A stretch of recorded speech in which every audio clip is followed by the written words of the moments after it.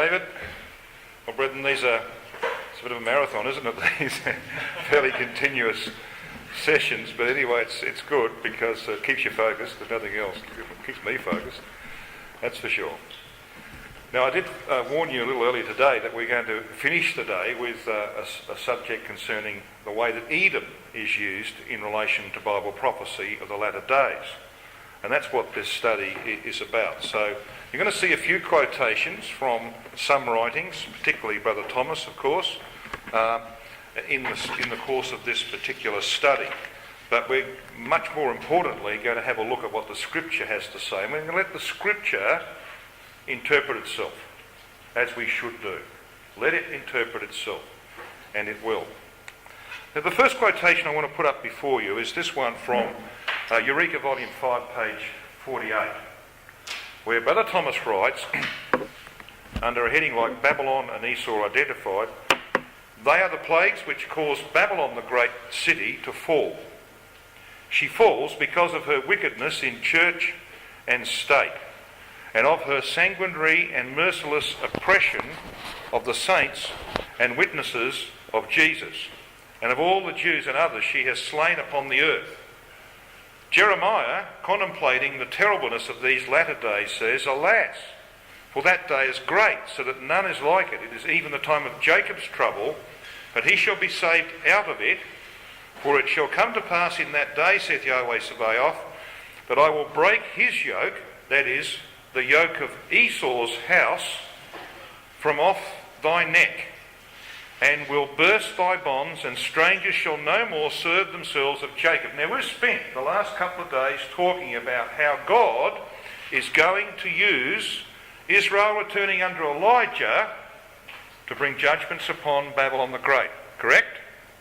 Well, Brother Thomas says that is breaking Esau's yoke. The judgment of Babylon is the breaking of Esau's yoke from off Israel.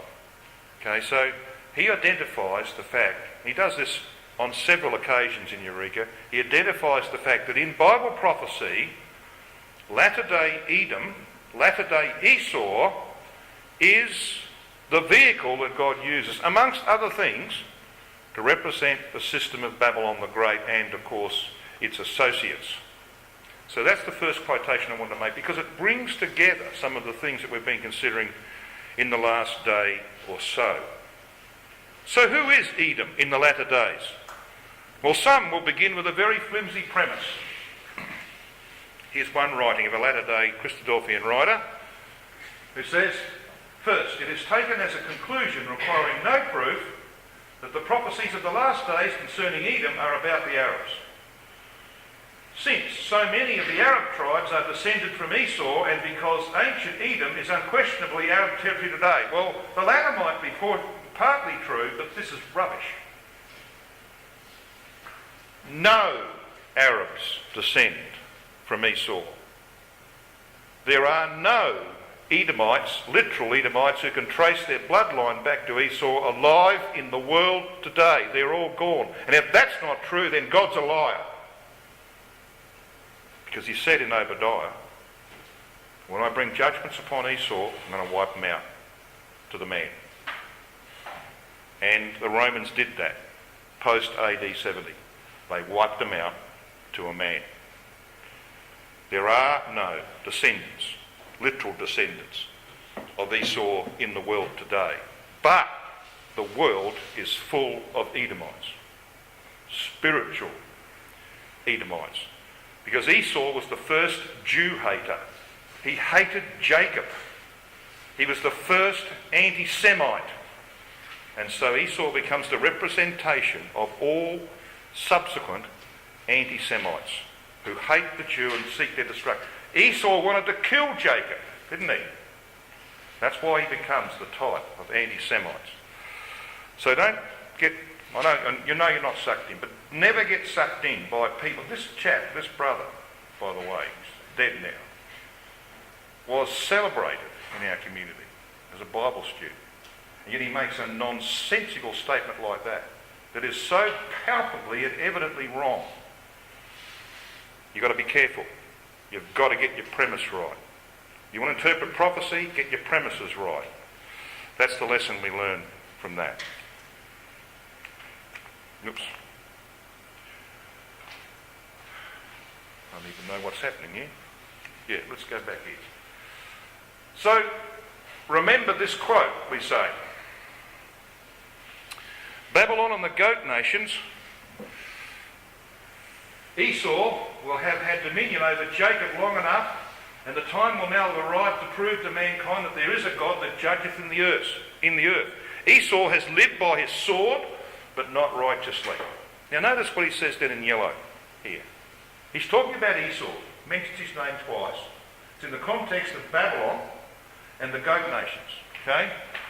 He says, he, Esau, crucified the king of Israel, persecuted and killed his brethren, corrupted the faith, trod underfoot the holy city 42 months, and poured out the blood of Jacob like water upon the ground in things like the Inquisition. But they who war against Zion and her sons shall be as nothing, as a thing of naught. So it's quite plain what Brother Thomas thought about Esau. He's talking about the Roman Empire. He's talking about what came out of the Roman Empire, the Babylonian system, the Catholic system. That's what he's talking about. So how do we prove all of that? Well, I'm not going to give you all the proofs, but I'm going to give you some. Esau and the nations. Is he a good representation of the nations? Yes, perfect. 70 is the number of the nations, and we considered that briefly in our studies. We didn't go to Genesis 10, but you know it's true that there are 70 names. The division of the nations after the collapse of the project to build the Tower of Babel, there were 70 nations. The generations of Esau are listed in Genesis 36. And if you're very careful, you've got to be very careful, it lists 70 different names of the offspring of Esau if you exclude the names of cities, nations and women and count the male offspring only once, because some of them mentioned twice. Do the exercise, you get 70. So Esau has 70 descendants listed off in Genesis 36. Edom became the name by which God denominated all anti-Semitic nations. And that's going to become clear when we come to Obadiah verse 15. The all nations involved in the controversy of Zion are called Edom in Isaiah 34 verses 1 to 6. And that's going to be one of our primary references here this evening. So maybe we might just go straight to Isaiah 34.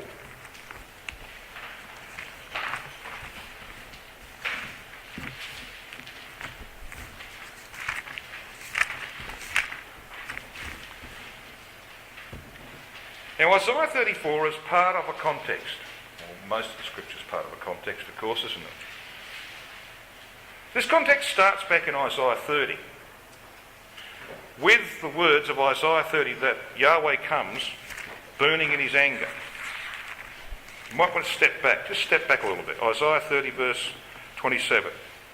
Behold, the name, the Shem of Yahweh cometh from far, burning with his anger, and the burden thereof is heavy. His lips are full of indignation, his tongue is a devouring fire. This is the reference to Christ and the saints arriving at the Mount of Olives to begin Armageddon, the process of overthrowing the nations. The subject of Armageddon goes through to chapter 33. I want to just give you a couple of hints here. Look at the last words of chapter 31 of Isaiah. Verse 9. I won't read the whole verse. Just the last words of that verse. Saith Yahweh, whose fire is in Zion and his furnace in Jerusalem. So there is where this judgment begins, in the events of Armageddon. Now who's the subject of the judgments? Just step back to chapter 30 and verse 31. For through the voice of Yahweh shall the Assyrian be beaten down. So who's this? The latter day Assyrians. Go. Based on what happened in the days of Hezekiah. Have a look at chapter 33, verse 1. Woe to thee that spoilest, and thou wast not spoiled. When you read that language about spoiling, what do you think of? Go, Ezekiel 38. Hast thou come to take a spoil? Hast thou come to take a prey? But there's a shift. In chapter 33, we read this in verse 17. Thine eyes shall see the King in his beauty, so Christ is now installed. They shall behold a land that is very far off. That's not talking about a land far off from Israel. It should be rendered, they shall see a land that stretcheth afar. So this is the land. He's going to extend his control. They shall see a land that stretcheth afar. Thine heart shall meditate terror. Where is the scribe? Where is the receiver? Where is he that counted the towers? All. Now, that's interesting. That word's used in Genesis 11. The Tower of Babel. Where is he that counted the towers? Do you know that the language here for the rest of this chapter is drawn from Genesis chapter 11? Words like speech, see in verse 19, thou shalt not see a fierce people, a people of a deeper speech. That word speech is safar. Its first occurrence is Genesis 11 verse 1. They were all of one lip, one tongue. And you can go on like that. I'm not going to go through them all. Verse 20, for example, towards the end of the verse. Not one of the stakes thereof shall ever be removed. Just so happens that the words shall be removed in the Hebrew are nasar, which is first used in Genesis 11 verse 2, when it says they journeyed eastward. All right? And then if you had any doubts, of course, it makes a mention of a king again in verse 22. For Yahweh is our judge, Yahweh is our lawgiver, Yahweh is our king, he will save us. It's talking about the overthrow of Babylon the Great. Now it's very important to understand that, because this is not widely understood in our community. Isaiah 34 is not about Armageddon. It's about the overthrow of the Catholic system, Babylon the Great. That's not widely understood in our community. I want to prove it to you. Brother C.C. Walker, writing in the Ministry of the Prophets, page 498, wrote concerning Isaiah 34. The opening of this chapter is an emphatic challenge of wide-reaching application, and at once tells us that we must not limit the matter to the times of Isaiah, or a century or two later, nor to a few hundred square miles of territory that properly belonged to Edom in his day, because we're going to read about Edom in Isaiah 34. So let's begin to read that chapter, shall we? Verse 1. Come near, ye nations, to hear, and hearken, ye peoples, plural term. Let the earth hear, and all that is therein, the world and all the things that come forth of it, for the indignation of Yahweh is upon all nations, and his fury is upon all their armies. Notice the language, past tense. He hath utterly destroyed them, Armageddon's in the past. He hath delivered them to the slaughter. Their slain also shall be cast out, and their stink shall come up out of their carcasses. The mountains shall be melted with their blood. And then read this in verse 4. What do you reckon this is about? And all the host of heaven shall be dissolved, and the heavens shall be rolled together as a scroll, and all their hosts shall fall down. Well, you see, when you roll the host of heaven together and dissolve them, you're bringing an end to all governments. It's an abolition of all human governments. This is not Armageddon. This is about 40 years later. This is when Christ has completed, or is in the process of completing his work. He's already destroyed the armies at Armageddon, and he's had a lot of other battles since. And they're about destroying Edom. Read on, verse 5. For my sword shall be bathed in heaven. Behold, it shall come down upon Idumea. Now, I don't know why the translators use the term Idumea.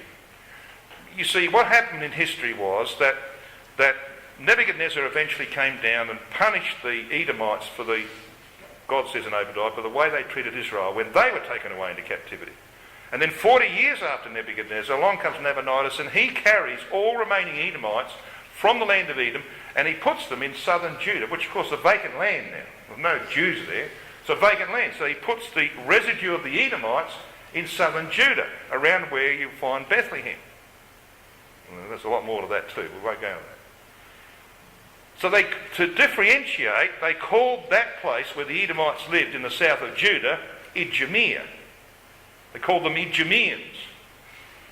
To differentiate. Well, for some reason, the translators have used Idumea. It should read Edom. The word in the Hebrew is Edom. My sword shall be bathed in heaven. Behold, it shall come down upon Edom and upon the people of my curse to judgment. Now this word curse here, kerem, means doomed, devoted to destruction. And the word is next to hormah in the dictionary of biblical Hebrew words. And hormah means utter destruction. Now, here's another point that makes that article, that selection from the brother who got it wrong. Another point. The fact of the matter is that every prophecy about Edom is about them being extinct. They are doomed to utter destruction. But that's not the destiny of the Arabs, is it? The destiny of the Arabs is to be the next door neighbours of Israel in the kingdom age. So Edom can't be the Arabs. It's as simple as that. The word here, kerem, is used of Jericho as a devoted city. It occurs in Zechariah 14 verse 11. No more utter destruction.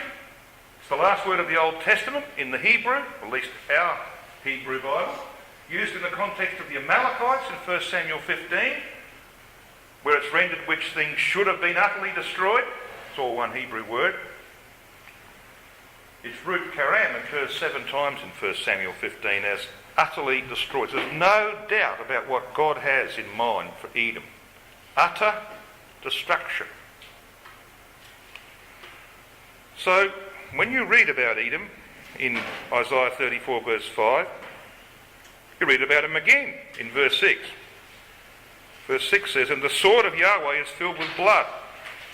It is made fat with fatness, and with the blood of lambs and goats and the fat of kidneys of rams. For Yahweh hath a sacrifice in Bozrah and a great slaughter in the land of Edom." Now, it has been thought that this is about Christ and the saints coming up from Sinai to make their way to the Mount of Olives, and that along the way they encounter a portion of the Gogian host and have to deal with them at Bozrah. Wrong. It's not about a battle at Bozrah. This is a typical name that is used here. Edom and Bozrah are used typically here. Now Edom means red. It's identified with Adam, of course. Edom, red or rosy. Edom therefore represents the flesh in political and religious manifestation. Bozrah can signify fortification, sheepfold or vintage. And these two names taken together in the appellative sense denote the blood of the sheepfold or vintage. It's quite interesting, isn't it? Because you can see where this is going. The land of Israel is to be a sheepfold for the slaughter of goat initially, and thereafter Europe will become a winepress for the destruction of anti-typical Edom. So how do we know this is true, brethren? Am I pulling the wool over your eyes? I'm not. Because I want you to read verses 9 and 10 with me. Verse 9 of Isaiah 34 says this. "And the streams thereof." Now, what's the thereof? What's the thereof referring to? Well, it's referring to the land of Edom. And to prove that, I'm going to read the last 2 lines of verse 6, and I'm going to read verse 7. "For Yahweh hath a sacrifice in Bozrah and a great slaughter in the land of Edom. And the unicorn shall come down with them, and the bullocks with the bulls, and their land, the land of Edom, shall be soaked with blood." So when you come down to verse 9, the thereof is the land of Edom. Okay? So the streams of the land of Edom shall be turned into pitch, and the dust thereof into brimstone, and the land, meaning the land of Edom, thereof shall become burning pitch. This is not about the literal land of Edom. It's about the spiritual land of Edom. It, the land of Edom, verse 10, the fire in that land shall not be quenched night nor day. The smoke thereof shall go up forever, from generation to generation it shall lie waste, the land of Edom shall lie waste, none shall pass through it forever and ever. Now, that passage just happens to be quoted in Revelation 14. And your margin will tell you that. Just happens to be quoted in Revelation 14. Just after the words, Babylon is fallen, is fallen. It says, and he shall be tormented with fire and brimstone in the presence of the holy angels, in the presence of the Lamb. Pitch, dust, brimstone. And the smoke of their torment ascended up forever. Comes from Isaiah 34. The smoke thereof shall go up forever. And they have no rest day nor night who worship the beast in his image. Right? End of story. The Bible is telling us that the Edom of Isaiah 34 is the latter day Babylon the Great. Now, if that's the only proof, you might say, well, it's pretty convincing, but give me another one, please. Read the next verse. Isaiah 34, verse 11. But the cormorant and the bittern shall possess it, the land of Edom. The owl also and the raven shall dwell in it, and he shall stretch out upon it the line of confusion. Now, you have the same margin in your Bible that I've got in mine. It says, go and have a look at Revelation chapter 18, verse 2. So shall we do that? Keep something in Isaiah 34 briefly. And have a look at Revelation chapter 18, verse 2.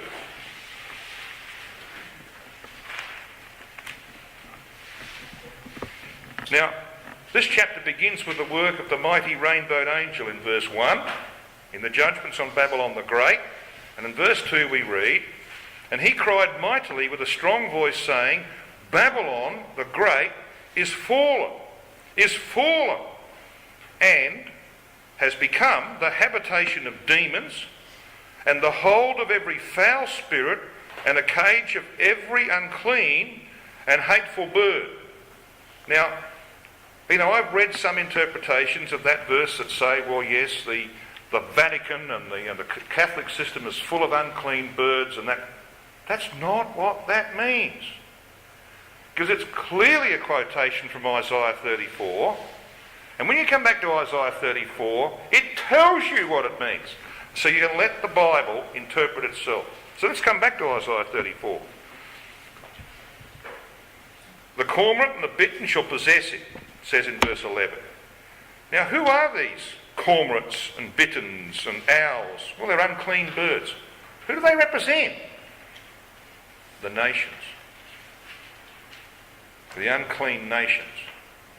And as you read on, you come down to places like verse 14. The wild beasts of the desert shall also meet with the wild beasts of the island. The satyr shall cry to his fellow. The screech owl also shall rest there. Where? Well, in the vacated land of Edom. Read on, verse 15. There shall the great owl make her nest, and lay, and hatch, and gather under her shadow. There shall the vultures, they're pretty unclean, aren't they, shall be gathered. Then look at the language. I find this fascinating. What does this remind you of? Every one with her mate.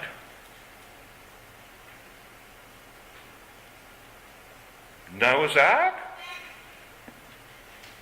The animals going in, 2 by 2, everyone with her mate? Yeah. So why would that be there, do you think? Well, let's just read on, verse 16. Seek ye out the book of Yahweh and read. No one of these shall fail. None shall want her mate. For my mouth it hath commanded, and his spirit it has gathered them. So who's the them here? Well, all of these unclean birds and animals. They're the them. And he hath cast a lot for them, and his hand hath divided it unto them by line. They, these unclean birds and animals, they shall possess the land of Edom forever. From generation to generation shall they dwell therein. You know why the language of the ark is used there, brethren? because this is all about reversing the work of Nimrod.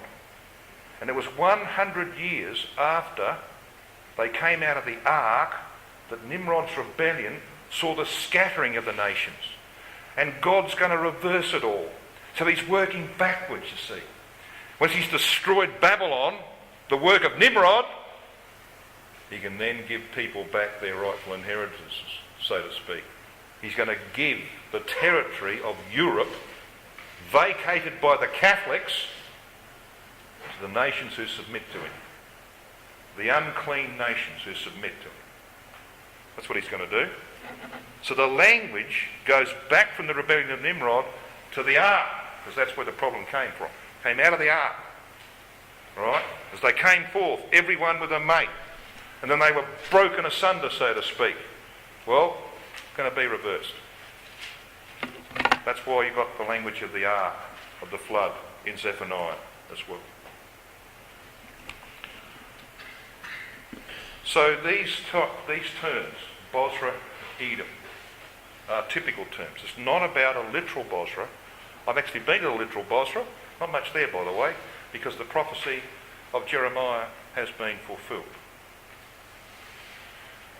Bozrah, Babylon and Rome are joined together. They're etymologically linked.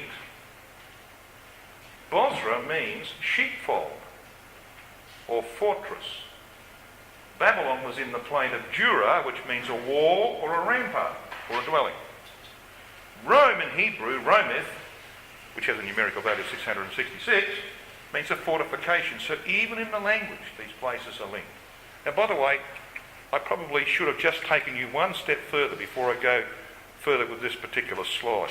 I should just take you to the beginning of Isaiah 35, because this series of chapters that begins with chapter 30 doesn't end until the end of chapter 35. And then you have the historical section of Isaiah. I should have taken you to verse 1 of Isaiah 35. The wilderness and the solitary place shall be glad for them. Anybody prepared to say who the them are? Well, the wild birds, the unclean birds and the wild beasts of the previous chapter, aren't they? So when it says in Isaiah 35 that the redeemed of Yahweh shall come to Zion, it's not talking about you. It's not talking about you. It's talking about the nations who are finally subject to Christ, who are given the territory of Europe, which has now been vacated by all Catholics. All right? The redeemed of Yahweh shall come to Zion, and they will come up from year to year. That's why then it says in Isaiah 35, if you have a look at verse 9, it says this: no lion shall be there. What was the symbol for Babylon in Daniel chapter 7? A lion. Your adversary walks around like a lion. No lion shall be there. Got a picture? So, we're just skimming the surface here, but I think you can see the proof is, it's foolproof, isn't it? It's unmistakable that God is telling us that Edom is the term, one of the many terms that he gives to Babylon the Great of the future, based upon what happened in the past. Now, Bozrah was the capital of Edom, just as Babylon the Great, or Rome, is the capital of all nations who oppose Christ. Thus, Edom symbolises all anti-Semitic nations led by Catholicism in the last days. All right, so there's your summary. Well, let's just add to that. What do the Jews understand by Edom? Edom in Jewish tradition. The Jews understood the prophecies concerning Edom as having a double application, as having and relating ultimately to the Gentiles. Brother C.C. Walker in the Ministry of the Prophets, page 508, quotes Jewish writers to show how they saw in the oppression they suffered from Rome, they called it the rule of Esau. They referred to the Roman captivity as the Yamoth Edom, and saw in the miseries they suffered from AD 70 onwards an anti-typical application of the oppressions their forefathers had suffered from ancient Edom. So even the Jews looked upon Edom as a type of Rome. Now we've dealt with this. This is probably where I should have been when we were dealing with the end of Isaiah 34. Sorry about that. So these unclean birds and beasts of Isaiah 34 are a symbol of the nations. They represent the Gentiles. They're released from Babylonian control when Rome is finally destroyed. They possess the land of Idumea or Edom for the Ad-Olam, for the duration of the millennium. They are the then of Isaiah 35 verse 1, for whom the once desolate wilderness of the land of Idumea or Edom will flourish in the kingdom. So then, the great conflict of the apocalypse, Zion versus Rome, will finally come to its end. And Esau and Edom will be destroyed. Jacob Israel redeemed. Brother Thomas says this when he's talking about Isaiah 41 verses 11 to 16. This has never come to pass since it was recorded by the prophet. For hitherto Jacob has been under the heel of Esau, whose metallic image, interesting isn't it? Whose metallic image stands unbroken upon its feet of iron and miry clay. The work of the second and third angels is to grind to powder the various metals of which it is composed, and to do the work so effectually that no place be found for the things they represent. Edom, abolished.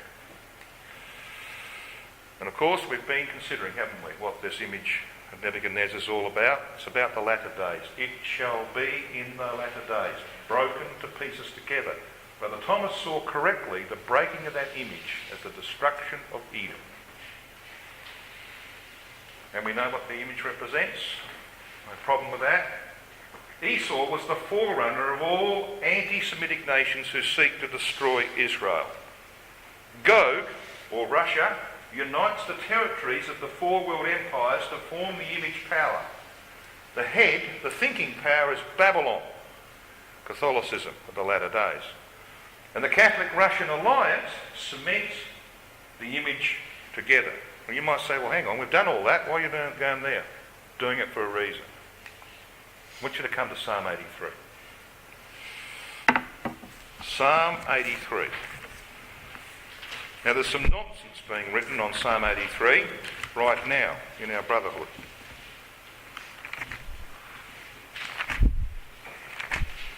We need to get this one right.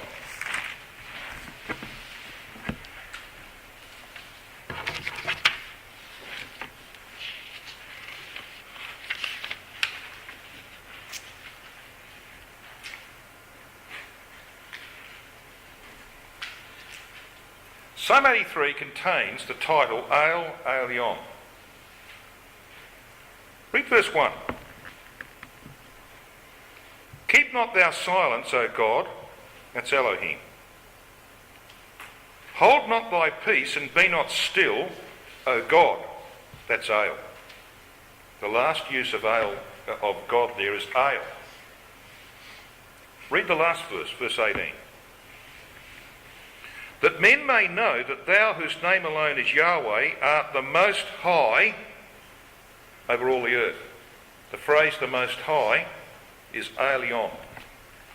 So you have El in verse 1 and Elyon in verse 18.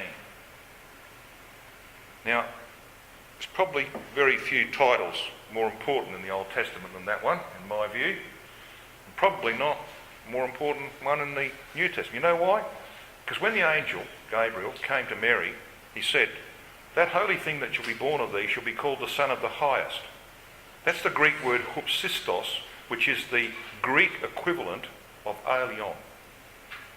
He will be the Son of the Most High. Very, very important title. And one of the earliest titles that God gives himself in the Scriptures, first occurring in Genesis chapter 14. There's something else that David can add to his list of things that he needs to get from me before I go, and that is the Bible marking notes on Genesis 14, because it's going to fill out what I'm going to say here on Psalm 83. Now the thing about that is this.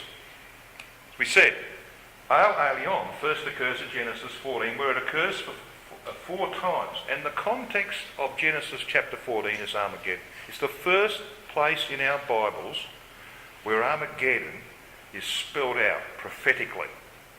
Genesis 14. The context is a confederacy of nations that determined to destroy Israel, verses 2 to 5. In verses 9 to 12 of Psalm 83, we have Gideon's victory over the Midianites referred to, and the destruction of Jabin and Sisera referred to. So let's just read those verses, verses 2 to 5. For lo, thine enemies make a tumult, says the psalmist, and they that hate thee have lifted up, it should read this way, their head. Guess what the word head is in Hebrew? Rosh. They've lifted up their Rosh. They have taken crafty counsel against thy people and consulted against thy hidden ones. They have said, come and let us cut them off from being a nation.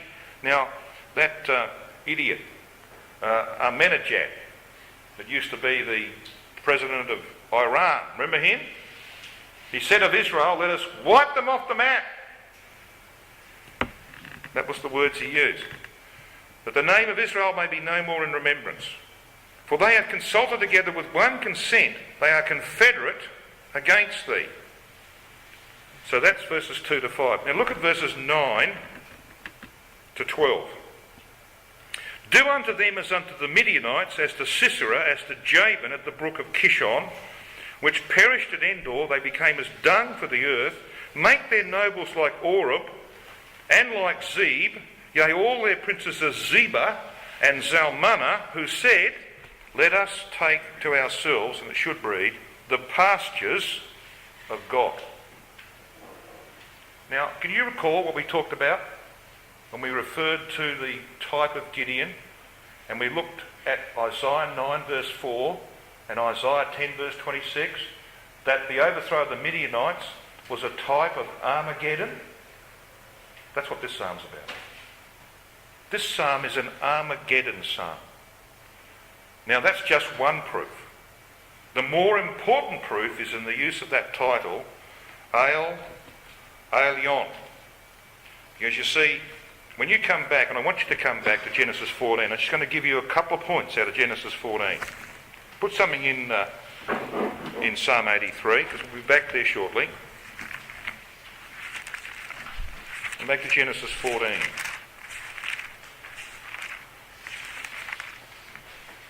Verse 1. Came to pass in the days of Amraphel, king of Shinar, some ears pricking up now, Arioch, king of Elasar, Kedorlaomer, king of Elam, and Tidal, king of nations.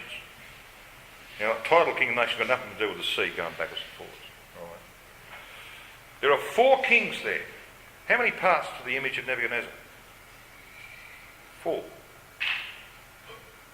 Who's the head of the image of Nebuchadnezzar? Babylon. But who comes into the land of Israel leading the confederacy? Not Babylon. It's Gog. And Gog is represented here by Kedorlaomer. He's third in the list. Now, why third, do you think? Well, what's the third part of the image? The third metal? Brass. Gog comes from Constantinople.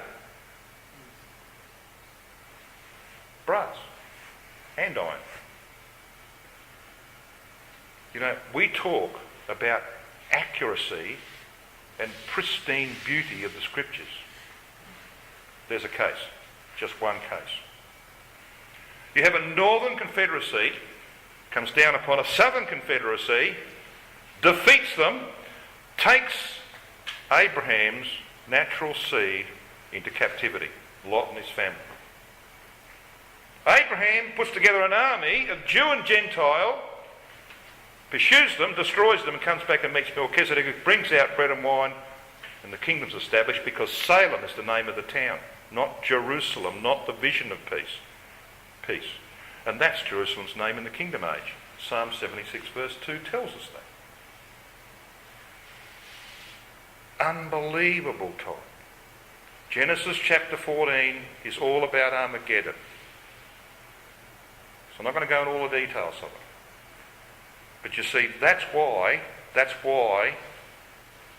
the king of Shinar, the king of Babylon, is at the head of this list. Because Babylon is the thinking power. It's the head power of Nebuchadnezzar's image. Now, when you got that straight, then you can make sense of Psalm 83. Let me just tell you something. Here's an exercise you can do. You really want to do a really good exercise. Have a look at where this title, Aion, is used in the Old Testament. 40-something times. And I will guarantee you, because I've done this exercise, that on every occasion the ideas and the context are drawn from the subject matter of Genesis 14. Usually Armageddon. But if it's not Armageddon, it's the righteousness of the Melchizedek priesthood or something along those lines.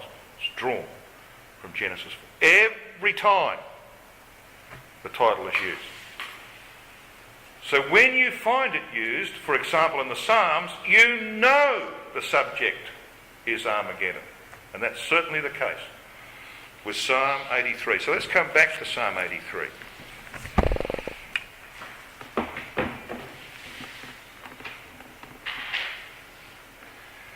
Now we got up to verse 5, the end of verse 5. What we didn't read was verses 6 to 8. What we have in verses 6 to 8 are 10 nations listed. Now why 10 do you think? Well, 10 is the number for all. So these 10 nations represent the all nations who will come against Jerusalem to battle. Of Zechariah chapter 14 verse. We know the subject of this Psalm's Armageddon. That's not in question. We've got at least 2 proofs.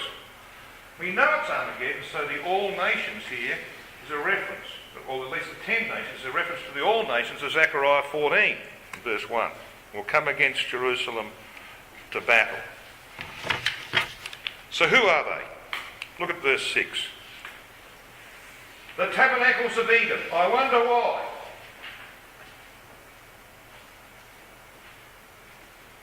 Well, Edom is the prophetic name that God uses for Babylon the Great at the end of the days. The leader of anti-Semites who want to cut Israel off from being a nation. That's why Edom's there. Edom here represents Babylon the Great. Okay? The head of the image. That's why it's first. Who comes second? The Ishmaelites. Yeah. When Gog puts together its confederacy, it's going to have a lot of Arabs in it. Quite a few Arabs in it. Yeah, there'll be Ishmaelites involved. Not all Arabs, but some Ishmaelites will be involved. The Muslim element. The Ezekiel 38 verse 5 element of it. You just see Gog's about to take control of the area from Syria to Pakistan. And most of them are Muslim. Moab and the Hagarenes. Verse 7, Gebal and Ammon and Amalek, the Philistines, the Palestinians with the inhabitants of Tyre. And then in verse 8, Asher, that's Assyria. Why is that down there? Oh, well, that's where the legs are. Which begin as brass and end up as iron. Is also joinment. They have holpen the children of Lot. So who's the thinking power behind this invasion? Assyria? The head. It's the alliance between Russia and the papacy in the West.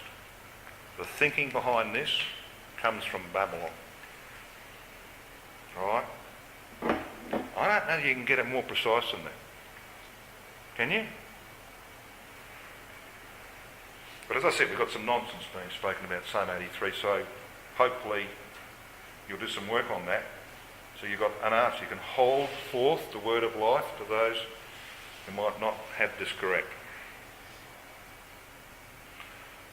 That's enough on Psalm 83. I want you to come now to Isaiah 63. How are you going with this? You handling this? You waiting for the video or something?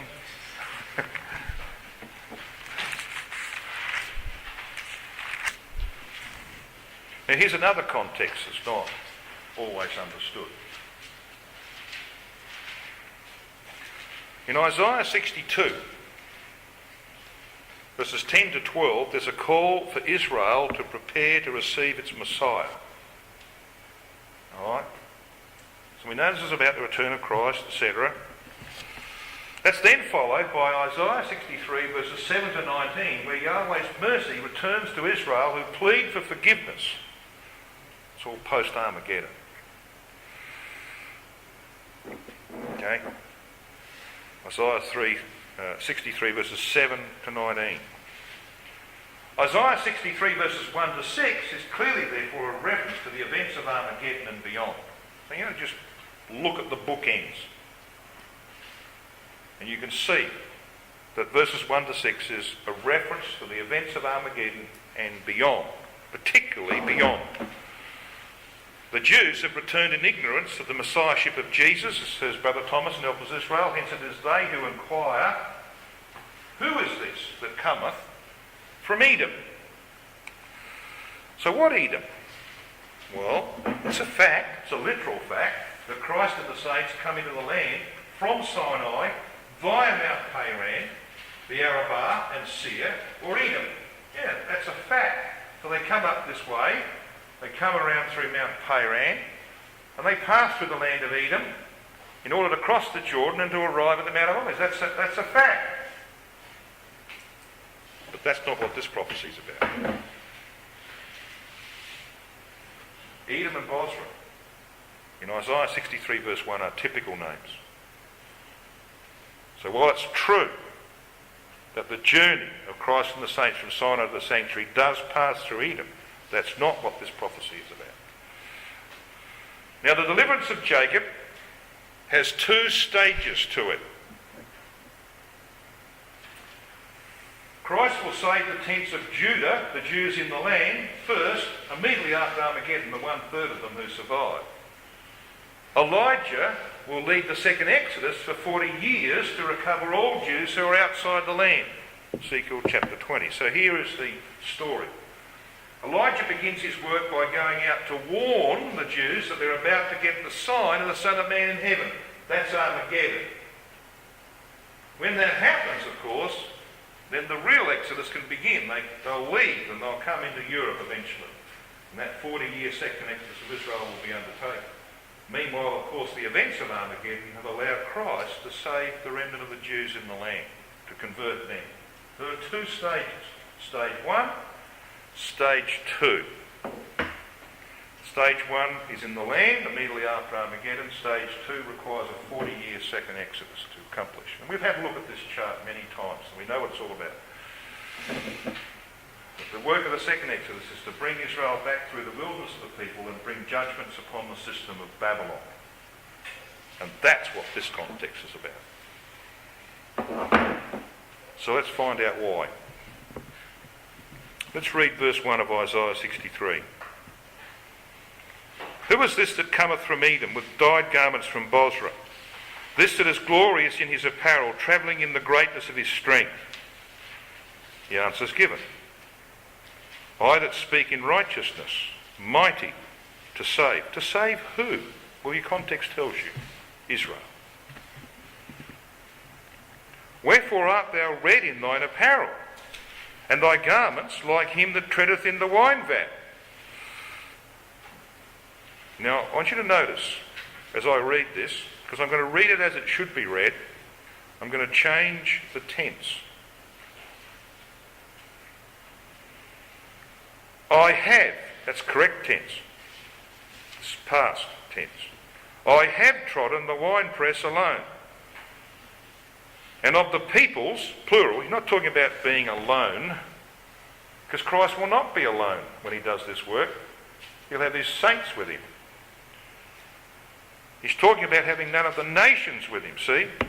And of the peoples, plural, there was none with me, For I trod, I put that into the past tense because that's what the Hebrew is, I trod them in mine anger and trampled them in my fury, and their blood is sprinkled upon my garments, past tense, and I have stained all my raiment.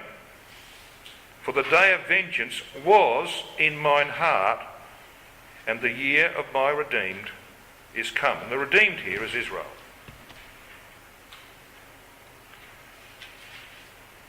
Now, Isaiah 63 is actually the roots of Revelation 19. I said the word people is plural, refers to the nations. Blood on the garments is a symbol for conquest in war. In the context of Revelation 19 verse 13, that's exactly what you see. These and many other passages show Christ will not be alone in his conquest of the nations, he'll have people with him. This is the basis of Revelation chapter 19. So I want you to come to Revelation 19 if you wouldn't. But leave something, because we're going to come back in a minute and have a look at a verse we've looked at before. Just leave something in Isaiah 63 if you would. Come to Revelation 19.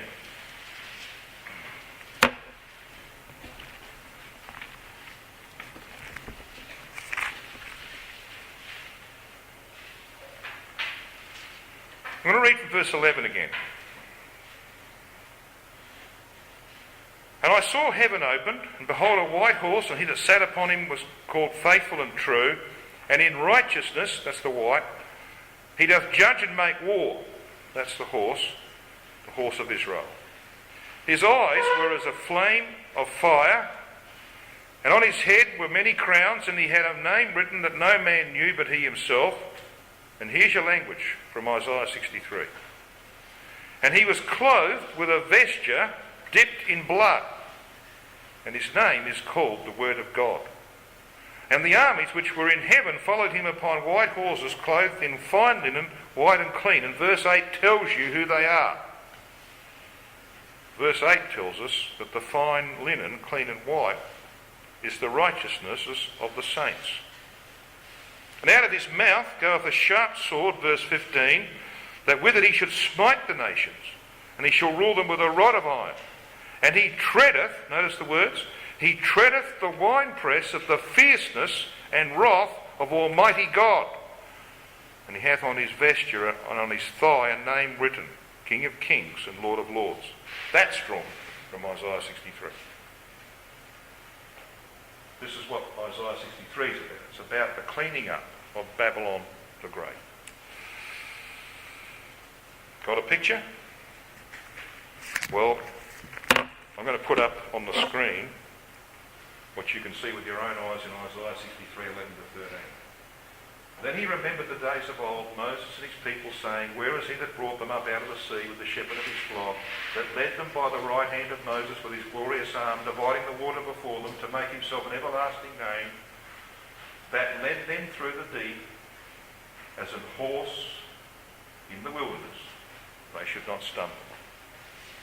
There's the basis of the horse, or horses, that make their appearance in Revelation chapter 19. Now, I had quite a bit of other stuff here,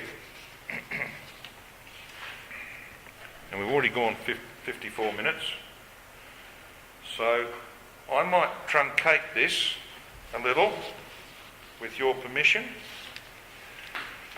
and go to slide 31.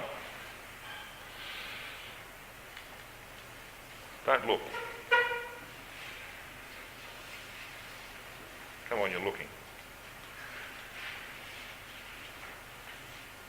I really should go here. Isaiah 21. No.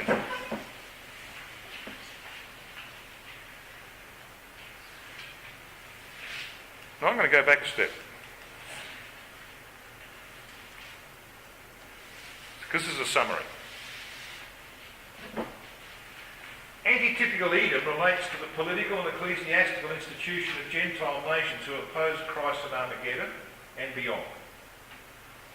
It is analogous to the Gogian Confederacy of Ezekiel 38, political, Babylon the Great, Revelation 17, ecclesiastical, or the fourth beast of Daniel 7. The end of the fourth beast is the same end decreed for Edom. Total destruction. Edom does not apply to Arab nations neighbouring Israel, for they find a privileged place in the kingdom alongside of Israel. But the destiny of Edom is total destruction. So Edom cannot be the Arabs. Simple as that.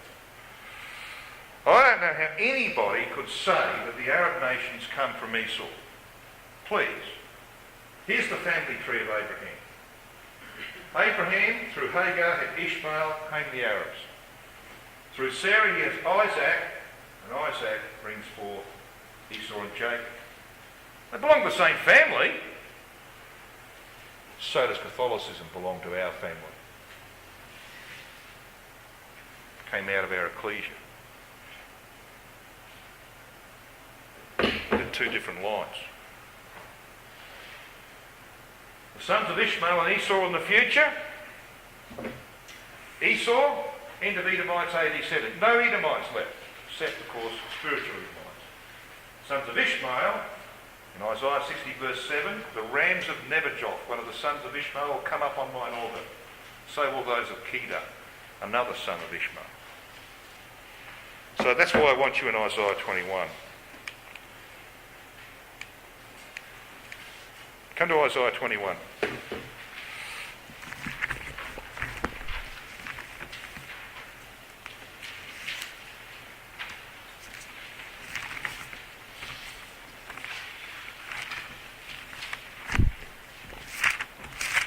Now, we were here briefly yesterday. Remember, I had someone read out a couple of verses. Remember that? For the lads that weren't here, we might just do it briefly again, shall we?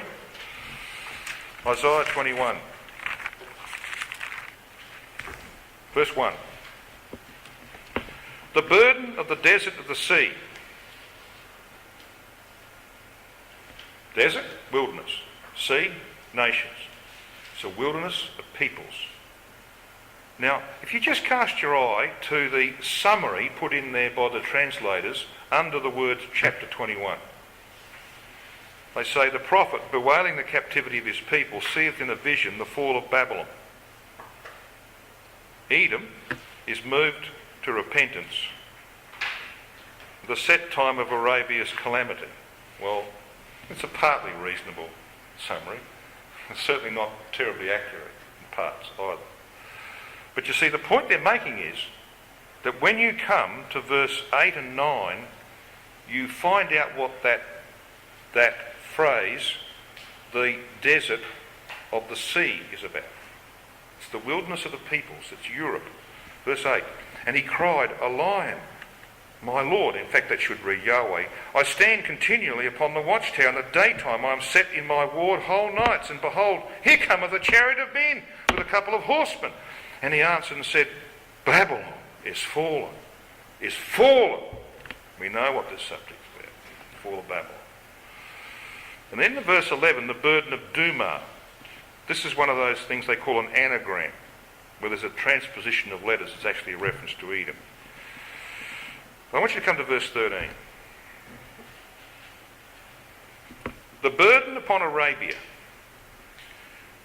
In the forest in Arabia shall ye lodge, O ye travelling companies of Dedanim. So here is the burden or oracle on Arabia. And it's got to do with the travelling companies of Dedanim. Now, who's Dedanim? Well, Dedanites, the descendants of Abraham and Cush. Talking about those who came from the loins of Abraham. Mingled themselves with the descendants of Cush somewhere along the line. And we know where they live. They live in this area down here. Because it talks about Timah. See, there it goes on to say this in verse 14. The inhabitants of the land of Timah, which means the south, brought water to him that was thirsty. They prevented, or as the word could be rendered, they did meet with their bread him that fled. For they, these people fleeing, fled from the swords, from the drawn sword, and from the bent bow, and from the grievousness of war. So these travelling companies of Edom, they're nomadic people, they're Bedouin-like, they're Arabians, they can be traced back to Abraham, they live in the south of Israel, actually receive Jews that are fleeing from the events of Armageddon. And they meet those fugitives with their bread. So Gog's triumphant in the land, many Jews have to flee. The only real way to go is south. And down here, Christ and the saints have already been there to prepare the Arabs of that area to receive the Jews who flee. So what's their reward? Well, their reward is, did you notice those words in verse 13, second sentence? In the forest in Arabia shall ye lodge. Anyone know of a forest in Arabia? I've seen pictures of golf courses that they've got to keep watering. I haven't seen any forest in Arabia. But there will be in the future. When rivers flow in the desert, there will be a forest in Arabia. And that's going to be the reward of these peoples who succour the fleeing Jews in the day of Armageddon. They're going to become the next door neighbours of Israel, privileged people right next to Israel, blessed with a forest in what today is a desert. That's a different destiny to Edom, isn't it? So why would anybody want to say that Edom represents the Arabs? Arabia will be transformed. In the forest, thickened with verdure, must ye lodge or dwell. Well, brethren, tomorrow morning, God willing, we're going to carry that on just a little bit, have a look at a star out of Jacob.